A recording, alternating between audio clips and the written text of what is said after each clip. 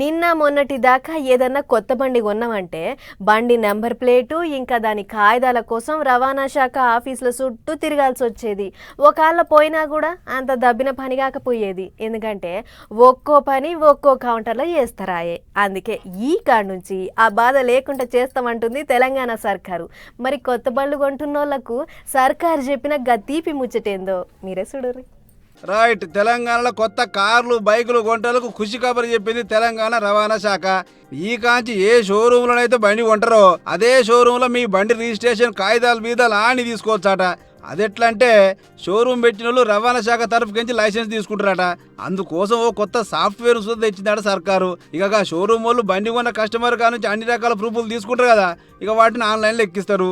Invoice, form 21, form 22, insurance, address ప్రూఫ్లు, బండి ఫోటోలు గిట్లా అన్ని రకాల ప్రూఫ్లు ఆన్లైన్లో అప్లోడ్ చేస్తారు. ఇక వాటిని రవాణా అధికారి అన్ని తీర్ల చెక్కింగ్ చేసి ఓకే అన్నట్టు రిజిస్ట్రేషన్ నెంబర్ ఇస్తాడట. అటు వెనక ఆర్సీ సీదా పోస్ట్ రూపంలో ఇంటికి వస్తుంది అంటారు. ఇక ఇదే ముచ్చట మీద ఇప్పటికే షాంపిల్ చెకింగ్లు చేసి ఓ బండికి నెంబర్ సుతా షోరూంలో ఇచ్చారట. అటు వెనక రవాణా శాఖ పెద్ద అధికారి మాట్లాడుకుంటా జనాలకు ఆర్టీఏ ఆఫీసుకు పోయే బాధ తప్పించడం. ఈ కాంచి బండ్ల రిజిస్ట్రేషన్లు అల్కగా అయిపోతాయి. అదిగిన మీరు బండి ఏ షోరూంలో తీసుకుంటే అల్లనే. కాబట్టి అందరూ మంచిగా ఈ సవలతు వాడుకోరు అన్నట్టు చెప్పుకొచ్చారు.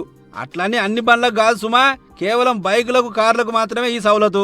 కడమ బండ్లన్నీ మళ్ళీ ఎప్పటోళ్ళనే ఆర్టీఓ ఆఫీస్కి పోవాలి, ఆడనే చేయించుకోవాలి. ఏదైతే ఏం కానీ బండి కొన్నాక దాని నెంబరు ఇంకా కాగితాల కోసం చెప్పులెరతోటి తిరుగుతున్నారు చాలా మంది.